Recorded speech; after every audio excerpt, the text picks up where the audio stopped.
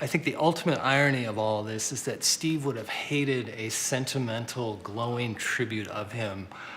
He would have absolutely hated every minute of this, but when you make such a positive, lasting impression on people, you know, that's what you get.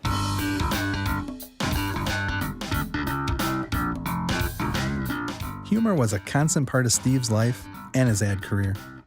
He searched for humor in everything he did. Whether it was a challenging project or an awkward situation, Steve liked to flip things around and make jokes about it. He had a way of diffusing tension and that uncomfortable silence of the room by just making jokes. I got kicked out of more comedy clubs with him for him taking notes. You knew that every day you would laugh out loud at least once. He was an unbelievably caring, compassionate guy. And I don't think a lot of people saw that or understood that because of his sense of humor. And that sense of humor was his ability then to emotionally connect with people through his jokes. If you had the pleasure of working with Steve, you heard a lot of things you just don't hear every day.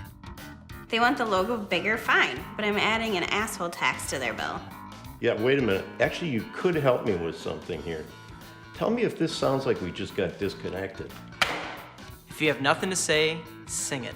The reason I like radio is because the art directors can't screw things up. Yeah, around here, the fun never starts. Like the old saying goes, let bygones be grudges. Oh my God, of course he said this. When they send me a bill like this, they should include a small tube of Vaseline. I wouldn't let my dog take a shit on this. It would be redundant. That's why I make the medium bucks. Steve just had a way of loosening people up and making dull situations lots of fun. He even convinced his clients to laugh at themselves, too. He knew it would not only get them noticed, but that they would be more likable. You're my kind of Republican. I'm a Democrat. Our campaign trip continues today in La Crosse. That's right here below my knuckle. We can't afford just politics as usual. You know, clients just got drawn up in his charisma and in some ways didn't want to disappoint him, just like his creative team didn't want to disappoint him. He was a truth teller, right? He didn't care if it would hurt your feelings. In fact, he would prepare you for it because he'd say, you know, I don't want to be the one to tell you this, but, and then after you heard the but, it was like, get ready, because this is gonna hurt. He always knew where he stood. You know, regardless if it was good, bad, or otherwise, I mean, you knew where he stood. This sucks, or this is great. And it was black and white. There was no gray. First person I ever worked for that I actually saw fire clients versus the other way around, clients firing you. Steve's bold, direct approach showed up in his work, too. He demanded big ideas regardless of the budget. What? He'd find a way to come up with a concept that would make the budget irrelevant because the idea would be so solid. And he would compensate for the lack of budget with a kick-ass idea. Everything that Steve did for us was successful. Everything in between was again, just classic Steve Eichenbaum. Steve had the ability to be incredibly sarcastic, condescending, critical, and demanding, but at the same time, he was also very motivating. He wanted to elevate everybody's work, from the art director, the copywriter, to the crew.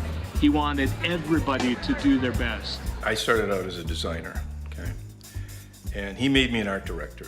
He made me understand that the words and the message were probably way more important than what it looked like. You'd sit in those meetings and you'd think through things and you'd think through an idea or something and be like, God, I really want him to like this. I really want him to like this one. And you'd work a little harder. So much more of a drive when you worked for him. And you really had to show up and bring something. And I miss that. It was just understood. It had to be fabulous. It could not be something that's already been done. It had to be perfectly executed, and the concept had to be ingenious. That went without saying.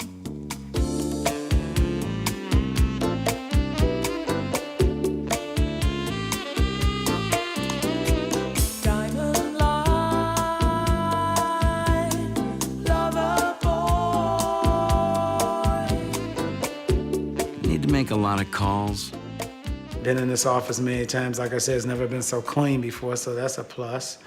I worked on the other side of the wall from Steve, and I can honestly say this is where I learned how to swear. Oh, if he knew that I had twins, he would probably laugh and then say, wow, she's fucked. For those of us fortunate enough to really know Steve, going to work never really felt like work at all. And on top of that, we got to create ads that Steve made sure hit his high set of standards.